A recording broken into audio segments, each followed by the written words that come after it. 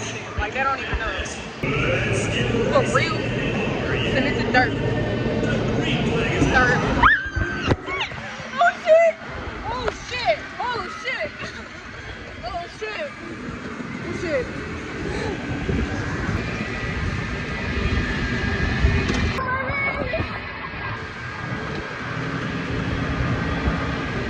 Shit ain't did. Maybe wake a wish. Hi, hey, what's up? My name is Kai. My name is Kai. My name is Blue. My name is Kyron. Call me Blue the Lotus, Kyron the Siren, Kyron. Yeah. Hey, what's up? I hope all is well. Today has been a really good day. I tabled at my first event for this for a youth council that I'm on, and that shit went amazing. I'm gonna insert a clip. Oh no, look, she got me fucked up. Hey bro. Damn, I can't shoot with both hands.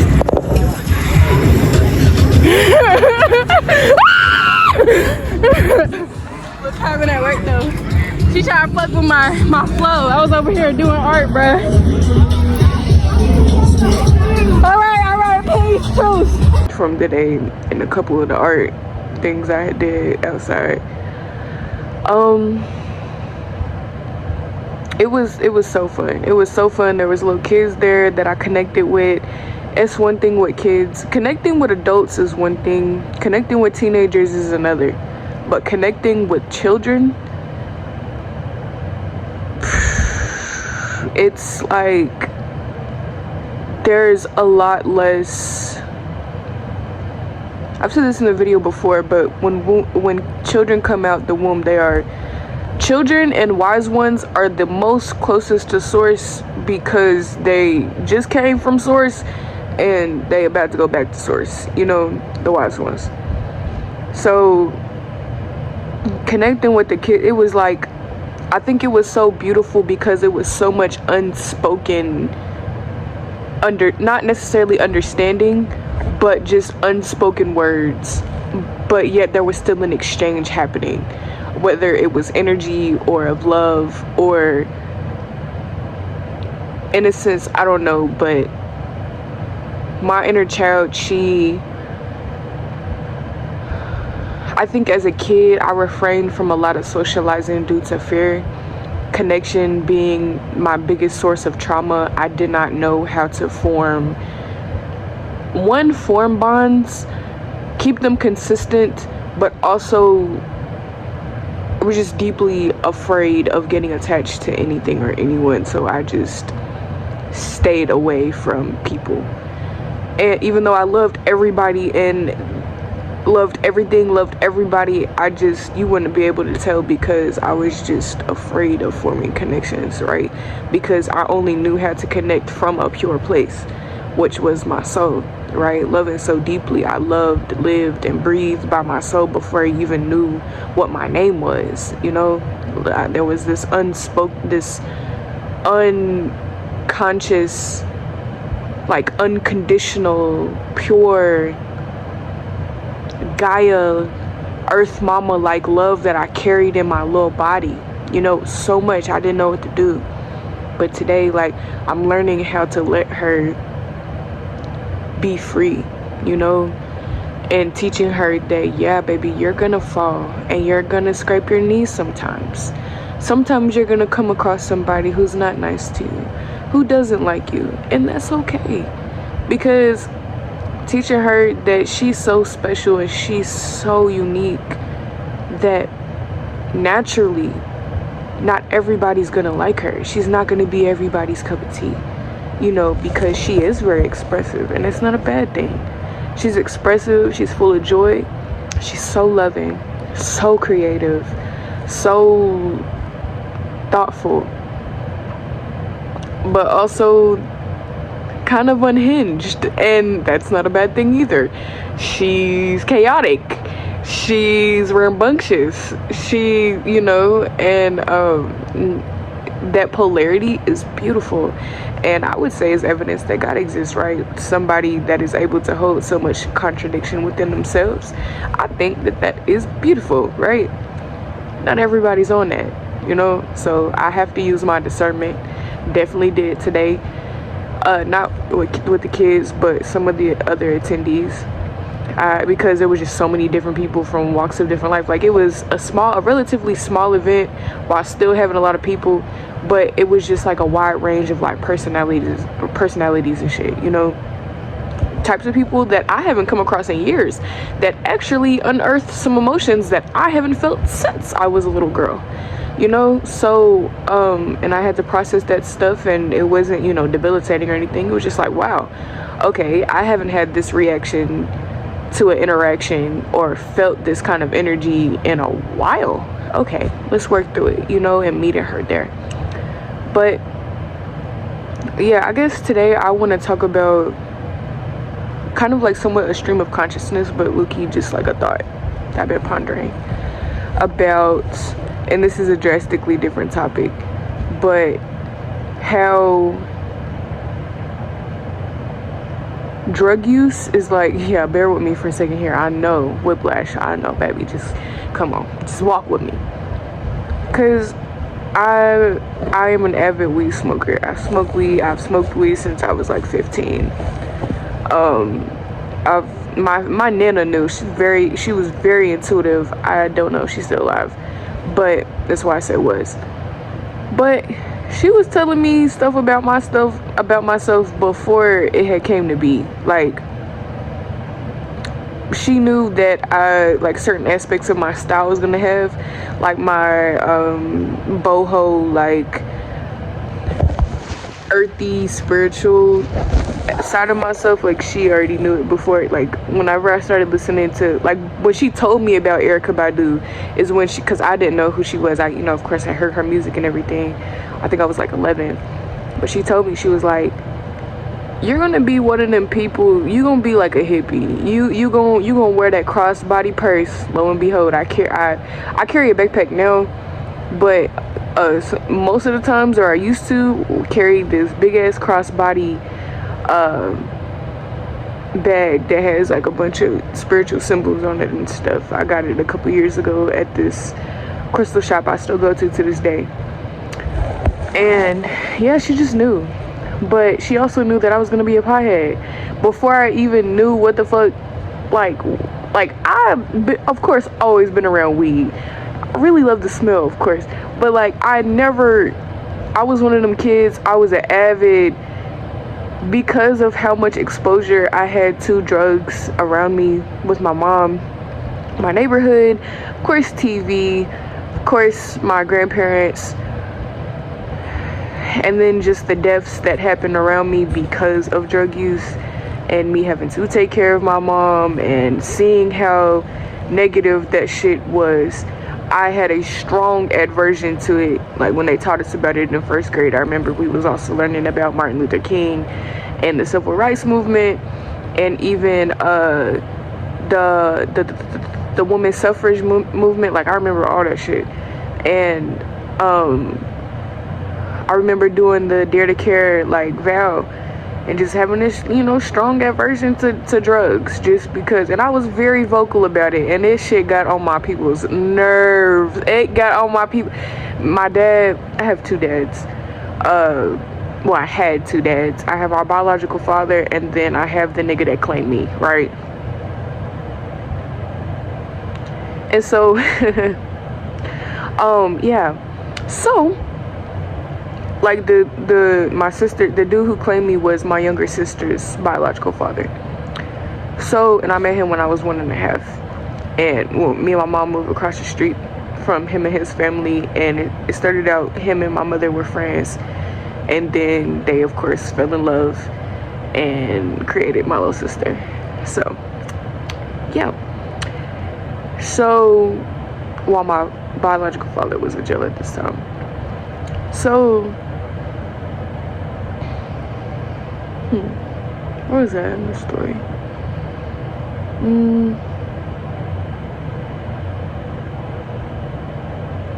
not naked, by the way. I know it looks it, but I'm not. What was that in the story? Oh yeah, just a strong. Oh yeah, like I remember telling my dad, or the dude who had claimed me, I was like I remember being little and like making him vow to me that he was gonna stop cigarettes at the age of like 25, because I think he was like 20 at the time. He was 20 or 21, and I think I was like 2.5, 3 years old, 4 years old, telling him, "You gotta promise you're not gonna smoke no more, okay?" That's how I was. I just loved my people so much, and I just was aware that the reason why they were so sad, or a part of it, was because of what they was putting in their body, even though I didn't consciously understand, you know. So yeah, but something I realized is that when you live in a world like this, and it's not to say that it's completely shit or completely hell, because that's one narrative that I will not carry on into my children, is that this world is inherently a cold place. It is not. It's not. There's nothing fundamentally wrong with Gaia, with Earth. In fact, this place was created to be paradise for us, you know. But we have free will, and we also experience pain and polarity on this plane. And with that free will and that combined sense of separation and pain and lack and illusion, people make choices based off of that, because that's all they know, right? And so that's what makes this place a cold place. Of course there's other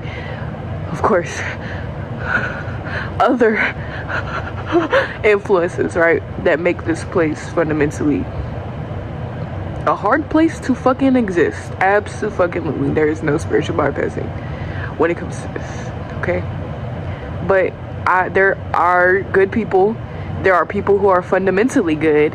Not all humans are fundamentally assholes and evil and malicious, but there are souls, there are beings, there are people, there are humans, there are animals, there are spirits on this plane that exist and solely, literally just want to help. They want to exist, of course, but they also just want to help, you know.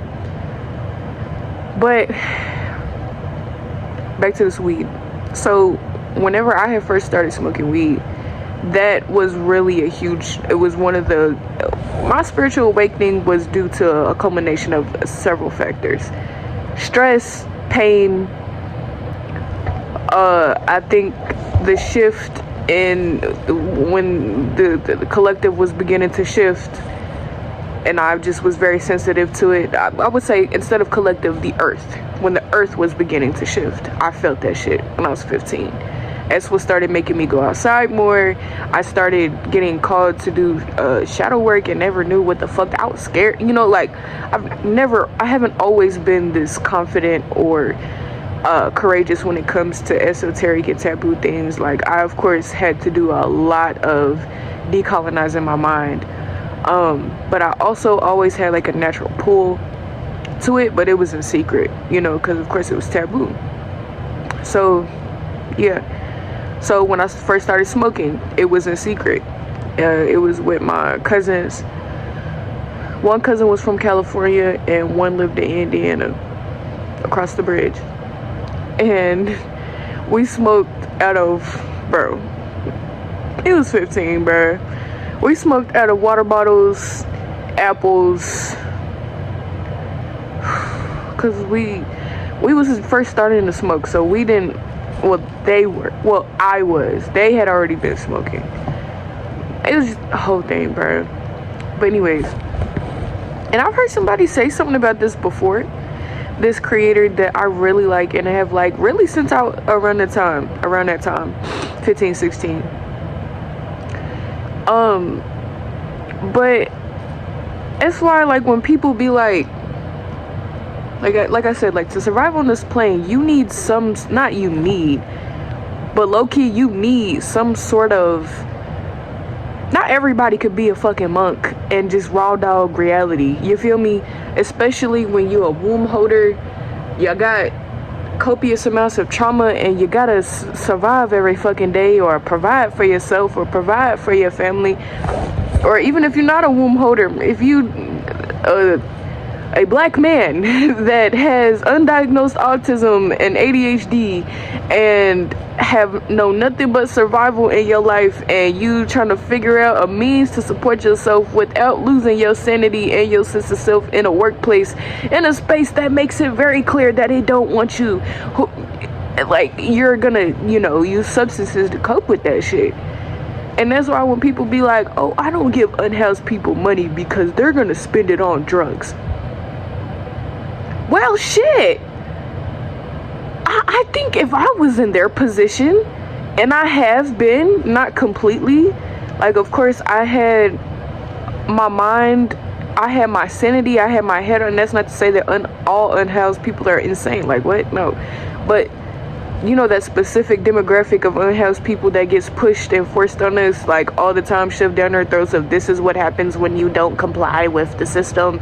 You will become a person who is addicted to meth or on the streets and just shakes no, that's not how. Like, I've met unhoused people, you wouldn't even be able to tell that they don't have a home to go home to.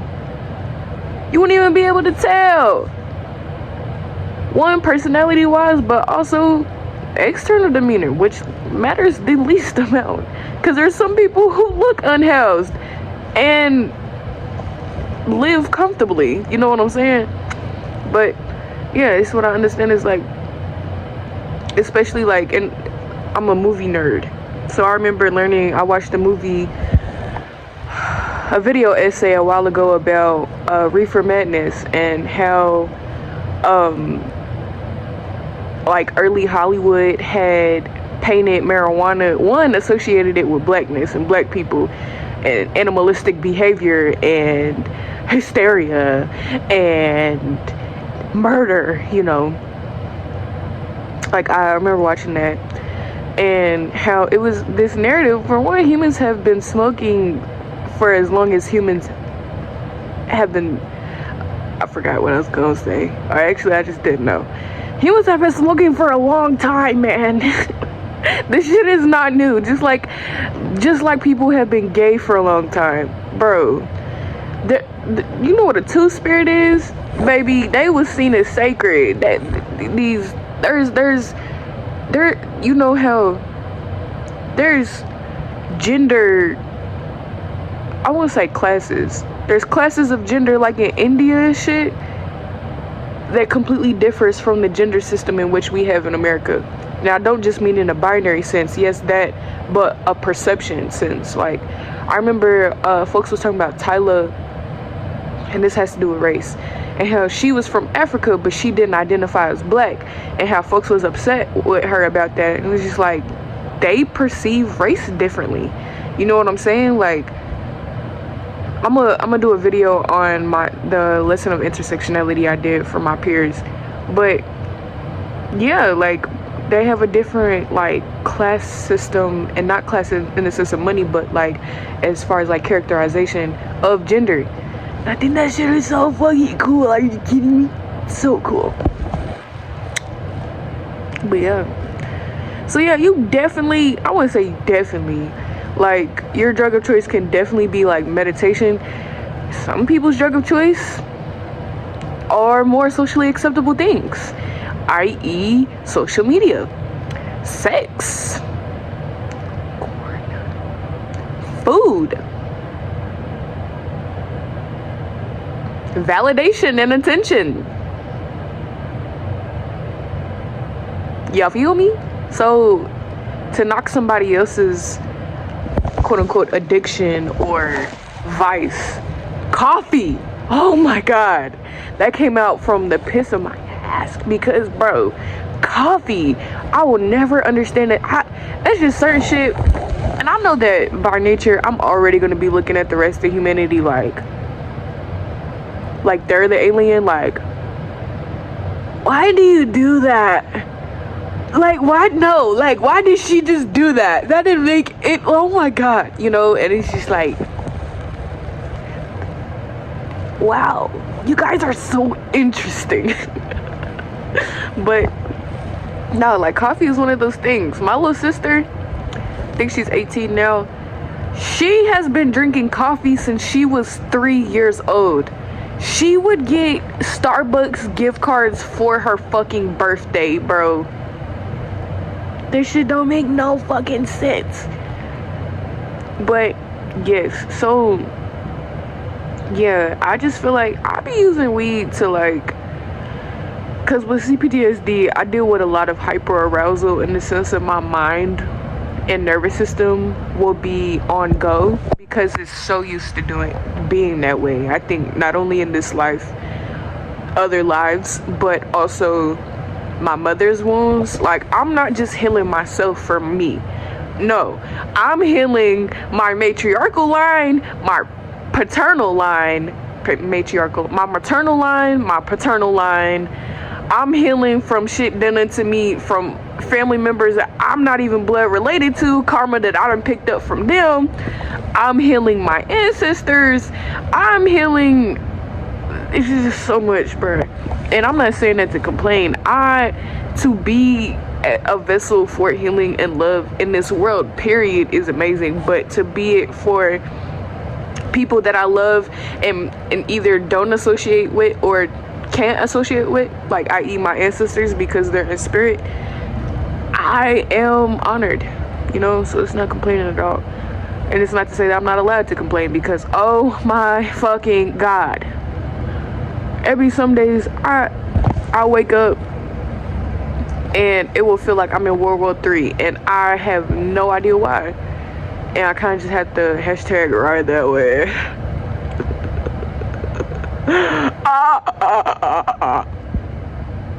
She about to start that shit, y'all. Oh yeah, you betcha. Oh yeah, you betcha.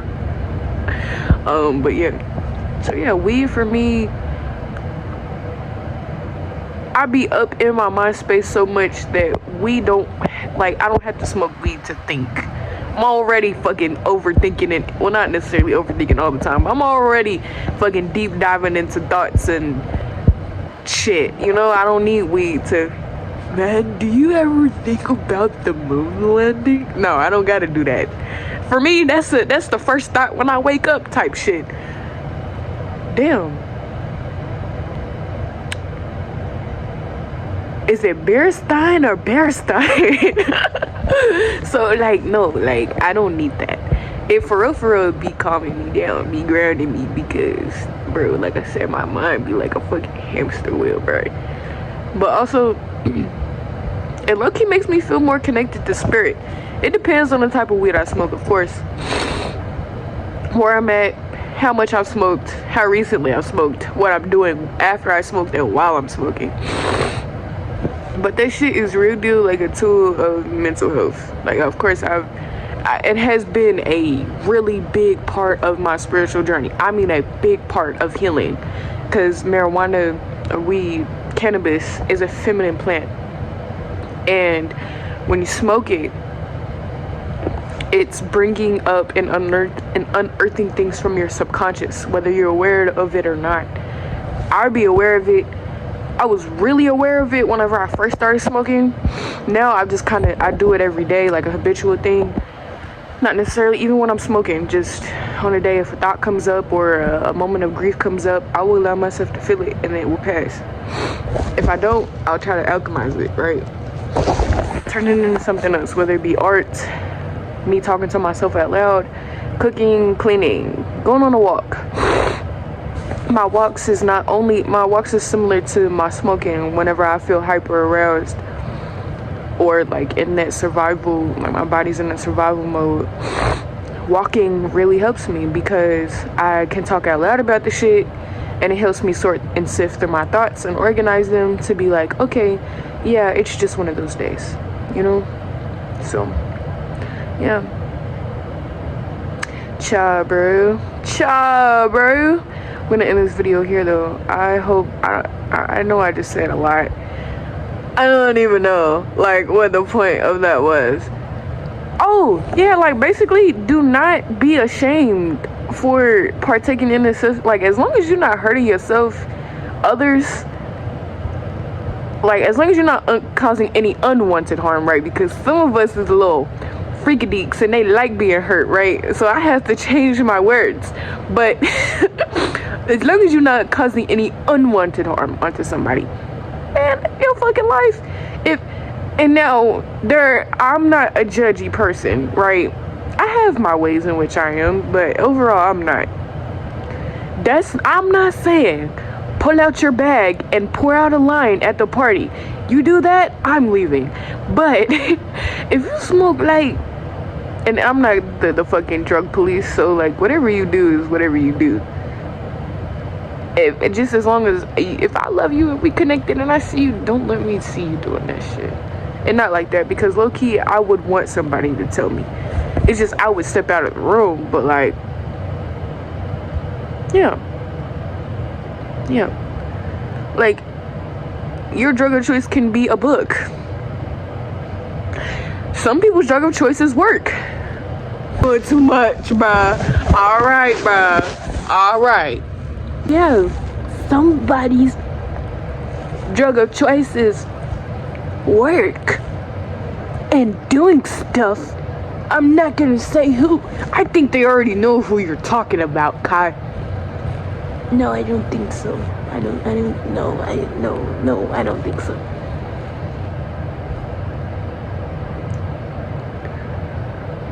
Baby,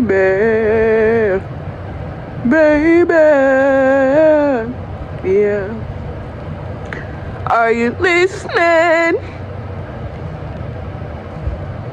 Wondering where you've been all my life. Miley Cyrus, adore you.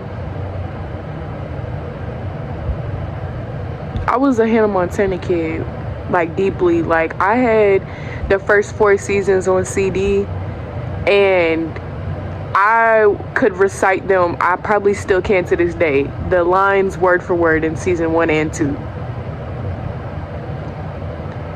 What flavor of autism is that?